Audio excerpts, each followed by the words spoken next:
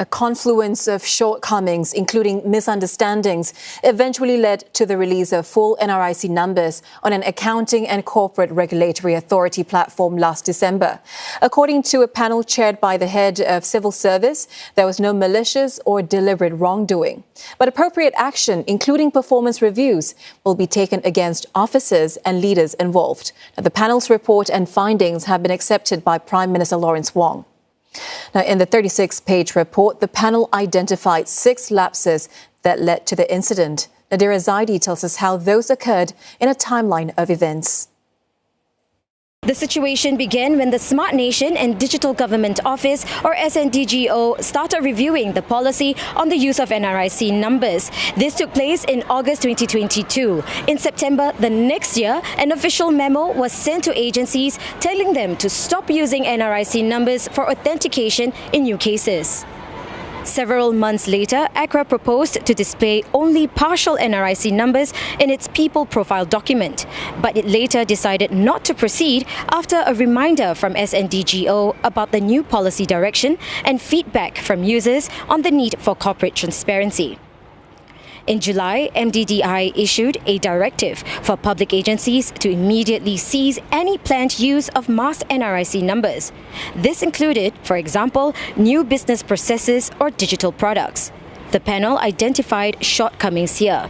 It felt that policy communication was unclear and that MDDI had not paid sufficient attention to complex use cases. ACRA eventually misunderstood 2 points. The first, it considered the people search function on the new BizFile portal as a new use case, even though MDDI did not. The second misunderstanding centered on how agencies should stop using partial or masked NRIC numbers. ACRA had wrongly taken this to mean that the numbers should be shown in full in the people search function. MDDI, on the other hand, assumed that when agencies stopped using partial NRIC numbers, they would consider if these were necessary in the first place. Sometime in the middle of July, MDDI held a briefing involving more than 80 agencies to clarify its earlier memo. But after attending, ACRA officers did not circulate the information to senior leadership and project leads. This, the panel said, was another lapse. And so in August, ACRA instructed its IT vendor to showcase the full NRIC numbers in its people search function of BizFile. The panel said ACRA did not assess the balance in public interest for and against the sharing of the full numbers. The new BizFile portal was launched 4 months later. But the panel said this took place without sufficient security functions, including limiting the extent of searches allowed. This led to more than 500,000 queries made on the people search function several days after the full NRIC reveal had gone public. The function was only disabled on the night of 13th December. The panel says ACRA and MDDI should have acted more quickly to find out what had happened. It adds ACRA should have disabled the people search function sooner after public concerns surfaced on the 12th of December.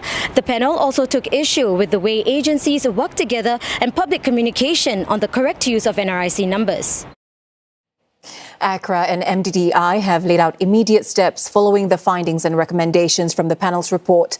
They aim to address the shortcomings and prevent similar incidents from happening again. Claudia Lim with this report. Both parties have apologized for their oversight in the events that led to the incident and say appropriate action will be taken with the officers and leaders involved. This includes performance reviews which carry financial consequences, as well as counseling and additional training. Specifically on MDDI's part, it will further guide government agencies on how to apply the policy on NRIC numbers. It will also support those with public-facing systems which have to use such ID. MDDI will improve internal processes and training when communicating policies to the wider public service and conduct refresher briefings to ensure agencies are aware of their obligations. Efforts to educate the public about how to use NRIC numbers will also be stepped up. For ACRA, it says it will ensure critical information is shared within the organisation so that informed decisions can be made. It will review its systems for data security more regularly and enhance its oversight of vendors, putting in place safeguards like more frequent performance assessments and user testing. The Prime Minister's office say the lessons identified by the panel will be disseminated across the whole of the public service so that agencies can take these on board. Senior Minister Teo Chee Hean will deliver a ministerial statement on the report in Parliament on Thursday.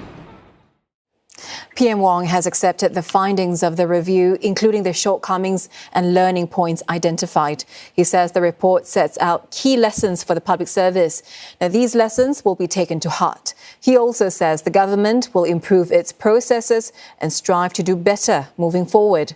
The report will be released to the public and the matter deliberated in Parliament.